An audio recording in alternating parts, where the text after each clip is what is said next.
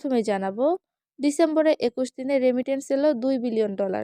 জানাবো rumour স্ক্যানের fact check, সেনাবাহিনীর ওপর নিষেধাজ্ঞা ও হাসিনার দেশে ফেরার দাবি ভুয়া। এরপর জানাবো 29 ডিসেম্বর লন্ডন যাচ্ছেন না খালেদা জিয়া। সর্বশেষ জানাবো মির্জা ফখরুল ইসলাম শেখ হাসিনা ভারত থেকে ষড়যন্ত্র ও মিথ্যা প্রচারণা করছে। এতক্ষণ শুনছিলেন শিরোনাম, বিস্তারিত থাকছে প্রতিবেদনে। বছরের শেষ মাসের প্রথম 21 দিনে দেশে বৈধ পথে রেমিটেন্স এসেছে 200 কোটি 73 লাখ মার্কিন ডলার। বাংলাদেশের মুদ্রায় এর পরিমাণ 24,000 কোটি টাকার বেশি।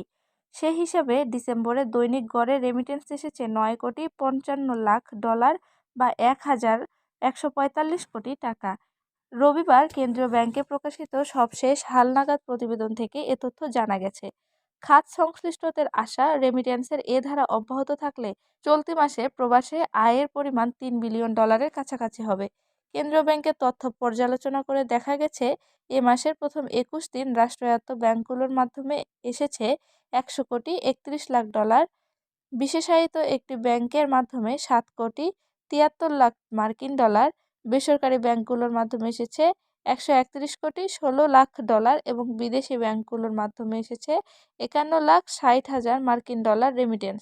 2024-25 অর্থবছরের প্রথম মাস জুলাইয়ে দেশে এসেছে 191,37,70,000 আগস্টে এসেছে 222,41,50,000 সেপ্টেম্বরে এসেছে 240,47,90,000 অক্টোবরে এসেছে 240 কোটি এবং নভেম্বরে এসেছে 220 কোটি মার্কিন ডলার রেমিটেন্স। আন্তর্জাতিকভাবে সেনাবাহিনীর উপরে নিষেধাজ্ঞা দেওয়া এবং বাংলাদেশের রাজনৈতিক শেখ হাসিনার ফেরা নিয়ে সামাজিক যোগাযোগ মাধ্যমে বেশ কিছু পোস্ট দেখা যাচ্ছে। এতে দৈনিক কালের কণ্ঠকে সূত্র হিসেবে উল্লেখ করা হয়েছে, তবে দৈনিক কালের কণ্ঠ এ সংক্রান্ত কোনো সংবাদ প্রকাশ করেনি। ব্লগ স্পটের বিনামূল্যে ডোমেন সাইটে কালের কণ্ঠের লোগো ব্যবহার করে ভুয়া এই দাবিটি প্রচার করা হয়েছে।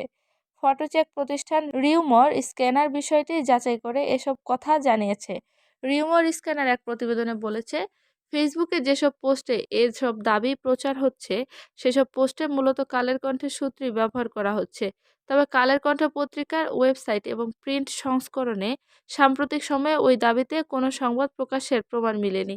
ইন্টারনেট আর্কাইভেও এ সংক্রান্ত দাবির কোনো সংবাদ কালের কণ্ঠের ওয়েবসাইটে প্রকাশ করেনি, তথ্য পাওয়া যায়নি। কালের কণ্ঠের নাম সূত্র হিসেবে ব্যবহারের বিষয়টি অনুসন্ধান করতে গিয়ে রিউমার স্ক্যানার ব্লগ স্পটে একটি বিনামূল্যের ডোমেইন সাইটের কথিত একটি সংবাদ লিঙ্কে খুঁজে পাওয়া যায়।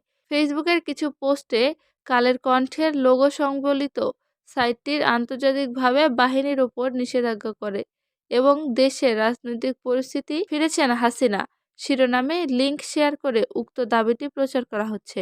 সাইটটির লোগো হিসেবে কালের কণ্ঠের লোগো ব্যবহার করলেও এর ইউআরএলে ব্যবহার হয়েছে আওয়ামী লীগের নাম দেওয়া হয়েছে daily news BD Awami League. সুতরাং আন্তর্জাতিকভাবে সেনাবাহিনীর ওপর নিষেধাজ্ঞা ও হাসিনাদের দেশে ফেরা নিয়ে কালের কণ্ঠ সংবাদ প্রকাশ করছে শীর্ষক দাবিটি সম্পূর্ণ মিথ্যা। চিকিৎসার জন্য আগামী 29 ডিসেম্বর লন্ডনের উদ্দেশ্যে ঢাকা ত্যাগ করবেন বিএনপি চেয়ারপারসন বেগম খালেদা জিয়া। রবিবার 22 ডিসেম্বর রাতে বিএনপির মহাসচিব মির্জা ফখরুল ইসলাম আলমগীর এ তথ্য নিশ্চিত করেছেন। বিএনপির মহাসচিব বলেন, আশা করছি সবকিছু ঠিকঠাক থাকলে 29 ডিসেম্বর তিনি লন্ডনে যাবেন।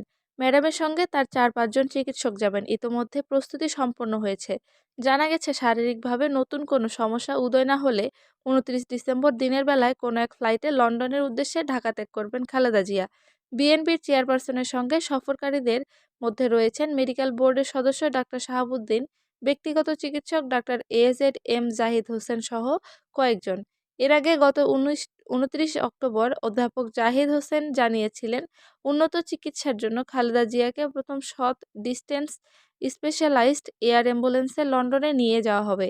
এরপর সেখানে তাকে তৃতীয় একটি দেশে মাল্টিডিসিপ্লিনারি মেডিকেল সেন্টারে নেওয়া হবে।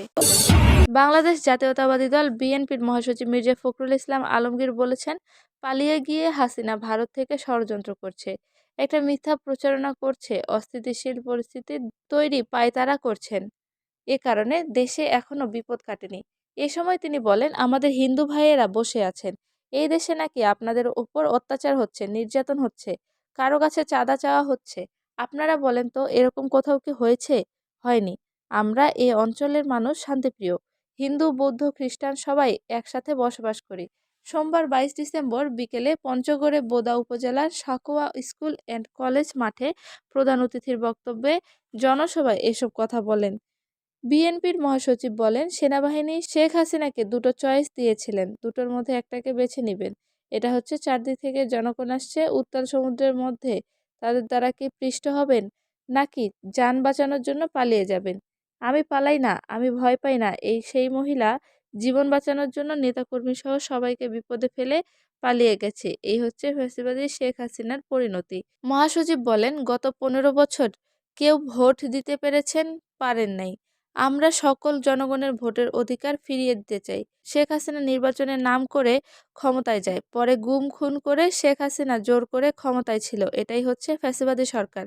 সমাবেশে বিএনপি নির্বাহী কমিটির পল্লী উন্নয়ন বিষয়ক সম্পাদক ও জেলে বিএনপির মধ্যে সদস্য সচিব ফরহাদ হোসেন আজাদ এর সভাপতিত্বে বিএনপি নেতা ইঞ্জিনিয়ার ইশরাক হোসেন, বিএনপি চেয়ারপারসন এর উপদেষ্টা ও প্রখ্যাত কণ্ঠশিল্পী বেবি নাজনীন, সাবেক মন্ত্রী ও বিএনপির রংপুর বিভাগের সাংগঠনিক সম্পাদক আসাদুল হাবিব দুলু বক্তব্য রাখেন। আন্তর্জাতিকভাবে সেনাবাহিনীর উপরে নিষেধাজ্ঞা দেওয়া এবং বাংলাদেশের রাজনৈতিক শেখ হাসিনার ফেরা নিয়ে সামাজিক যোগাযোগ মাধ্যমে বেশ কিছু পোস্ট দেখা যাচ্ছে।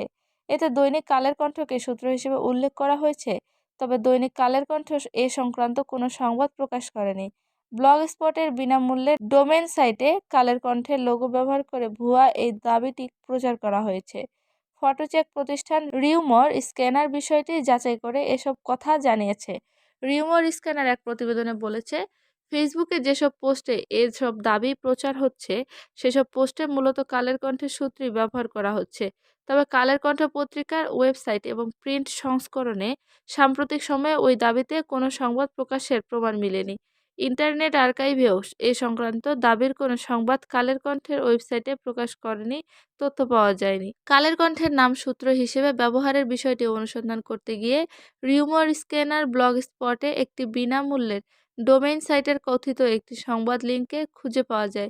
ফেসবুকের কিছু পোস্টে কালের কণ্ঠের লোগো সংবলিত সাইটটির আন্তর্জাতিকভাবে বাহিনীর ওপর নিষেধাজ্ঞা করে এবং দেশের রাজনৈতিক পরিস্থিতি ফিরেছেন হাসিনা শিরোনামে লিঙ্ক শেয়ার করে উক্ত দাবিটি প্রচার করা হচ্ছে। সাইটটির লোগো হিসেবে কালের কণ্ঠের লোগো ব্যবহার করলেও এর ইউআরএলে ব্যবহার হয়েছে আওয়ামী লীগের নাম দেওয়া হয়েছে daily news BD Awami League. সুতরাং আন্তর্জাতিকভাবে সেনাবাহিনীর ওপর নিষেধাজ্ঞা ও হাসিনাদের দেশে ফেরা নিয়ে কালের কণ্ঠ সংবাদ প্রকাশ করছে শীর্ষক দাবিটি সম্পূর্ণ মিথ্যা।